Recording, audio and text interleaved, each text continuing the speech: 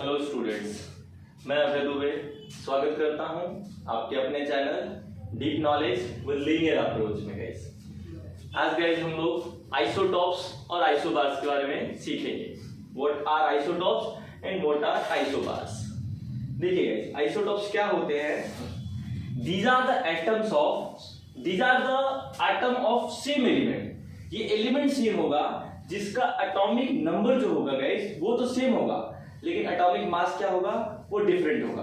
तो आइसोटॉप्स की डेफिनेशन ऐसे हो जाएगी guys, isotopes are the atoms of same element which have same atomic numbers but have different atomic मास।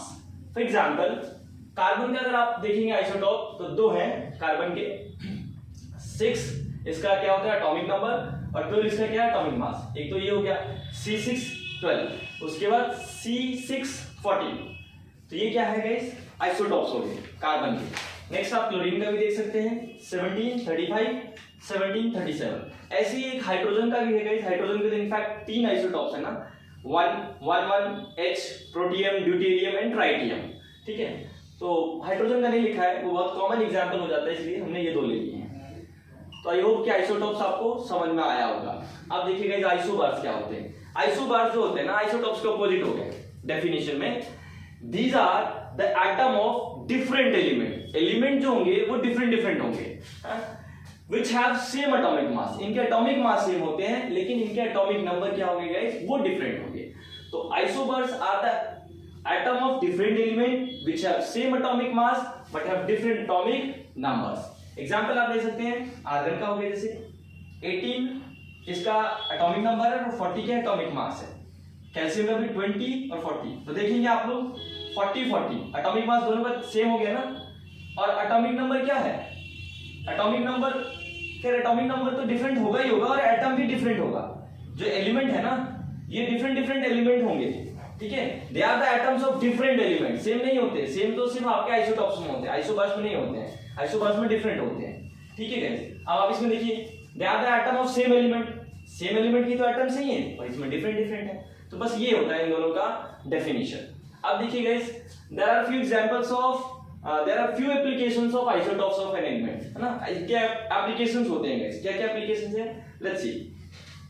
पहला आपका क्या है? An isotope of uranium is used as a fuel in nuclear reactor. Nuclear reactor में ये आपका fuel का काम करता है गाइस। फ्यूल का मतलब समझ गए, ईंधन का काम करता है। जैसे हमारी बाइक में पेट्रोल आपका फ्यूल का काम करता है ना, ऐसे ही न्यूक्लियर रिएक्टर में यूरेनियम का जो आइसोटॉप होता है वो फ्यूल का काम करता है। सेकंड है आपका, an isotope of cobalt is used in the treatment of cancer. Cancer के ट्रीटमेंट में किसका आइसोटॉप यूज होता है? कोबाल्ट का। अगला है आपका, an isotope of iodine is used in the treatment of goitre. Goitre होता है गाइस जो नेक पे हमारा स्वेलिंग पार्ट आ जाता है ना, जिसे घींगा रोग कहते हैं, है ना, उसी को ग्वाइटर कहा जाता है। ये ग्वाइटर इसलिए होता है क्योंकि आयोडीन की डिफिशियंसी हो जाती है हमारी बॉडी में, मतलब थायराइड ग्लैंड में थायरोक्सिन हार्मोन की डिफिशियंसी से ग्वाइटर हो जाता है, जो कि थायरोक्सिन हार्मोन की डिफिशियंसी आयोडीन की वजह से होता है। ठीक है, तो इस केस में डॉक्टर क्या कहते हैं, इसीलिए डॉक्टर हमेशा एडवाइस करते हैं टू टेक आयोडाइज्ड सॉल्ट। कभी आपने देखा है कि हम लोग विदाउट आयोडाइज्ड सॉल्ट लोगे ना और लंबे टाइम तक लेंगे तो ग्वाइटर लीड हो जाएगा। ठीक है, ग्वाइटर को हो जाएगा, उस मतलब ग्वाइटर किसी को ये बीमारी हो जाएगी। इसलिए ग्वाइटर के ट्रीटमेंट में किसका इस्तेमाल होता है? आपका आइसोटॉप आयोडीन का। तो guys, these are the applications of isotopes of an element. ठीक है, आई होप आप लोगों को ये समझ में आया होगा। अगर इसमें कुछ और ब्रीफ करना हो, जानना हो तो जरूर कमेंट सेक्शन में लिखेंगे।